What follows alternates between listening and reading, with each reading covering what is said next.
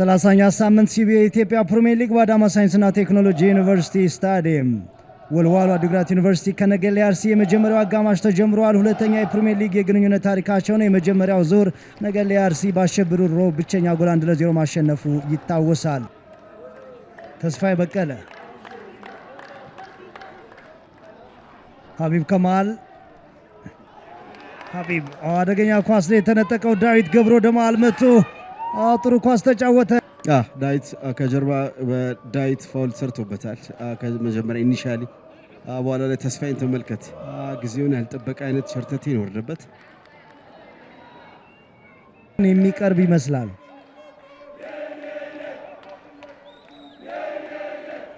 ይህ ጭፈራ ጎል የሚጠራ ነው ወይስ? ኢድሪሱ አብዱላሂን ከዚህ ጋር በተያያዘ ላይ ነው።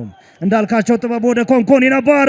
በመሃል ኮንኮኒ አፊዝ የፍጹም ቅጣት ምት ጥያቄው ጠንካራ ነው በወልዋሎ በኩል ግን ጨዋታው በቀላሉ ቀጥሏል ተፈጥሯል በወልዋሎ በኩል። ከዛ ውጭ ሳጥን አካባቢ ብዙ ይጠበቅነው ያይናል። ዳዊት ገብሩ ለስምኦን ማሩ፣ ስምኦን ማሩ ወዲ ማሩ ጨዋታ ውስጥ ያልነበሩትን ወልዋሎችን ወደ መሪነት አመጣቸው። ከዚህ አስቀድሞ ለጎል እድል የነበራቸው ነገሌ አርሲዎች ሰጎኖቹ ናቸው። አንድ ድል አንድ ጎል የወልዋሎ የቅርብ ሳምንታት መለያ ሆኗል። ምን ያስፈልገዋል? ሲሞን ማሩ ዳዊት ኳሱን ከተስፋዬ እንዴት አድርጎ ነው የነጠቀው? ከዛ በኋላ ከያሬድ ጋር ተጋግዘው ነው የመጨረሻ ዳዊት ኳስ በጣም ድንቅ ነው። አብዱ ተመልከታ፣ አሸብር ወሮ ከሲሞን ጋር በቀላሉ ነው ኳሱን ለሲሞን ማሩ ትቶለት ጎሉ ከጎሉ ጋር ራሱ እንዲያገኝ ያደረገው። ጥሩ መከላከል አልነበረም።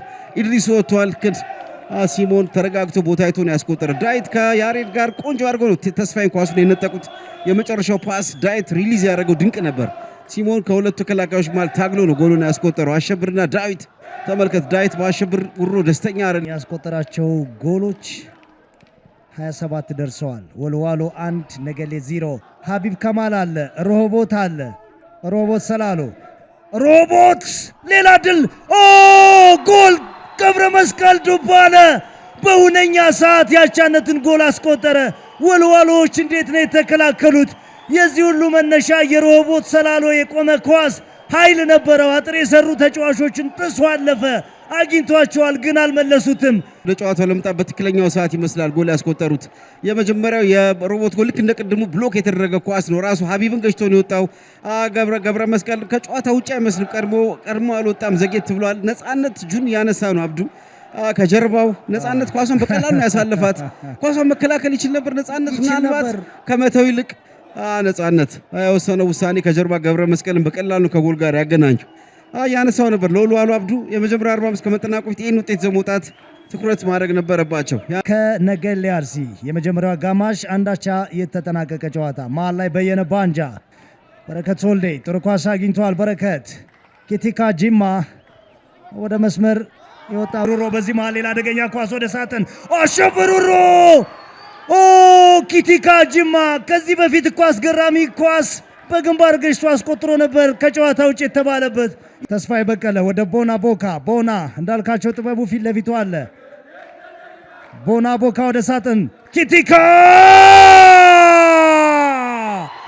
ሁለት ጊዜ ሞከረ፣ ሶስተኛው ተሳካለት። ኪቲካ ጂማ አንዱ ከጨዋታ ውጭ አንዱ ኢላማውን አልጠበቀም። የመጨረሻው ግን የሚፈለገው ቦታ ላይ አረፈ። በውድድር ዘመን አጋማሽ ነው ሰጎኖቹን የተቀላቀለው። እነሆ ያስቆጠሩት ጎል ምን ያህል አስፈላጊ እንደሆነ ተመልከት። 1-1 ቦና ቦካ ለዚህ ኳስ ክሬዲት ይወስዳል። እንዴት አይነት ግሩም ኳስ ነው! በደካማ እግሩ ነው ኳሱን አጥፎ ክሮስ ያደረገው ቦና። ግን እንዴት አይነት ኳሊቲ ክሮስ፣ እንዴት አይነት ኳሊቲ አጨራረስ ነው!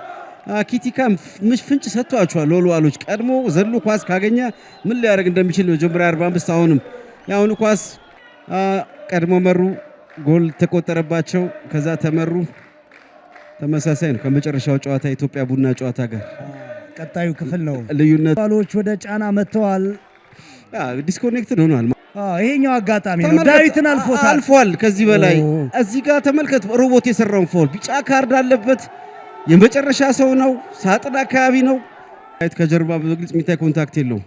ሙታክቧ ጁኤል ጨዋታው ተጠናቀቀ።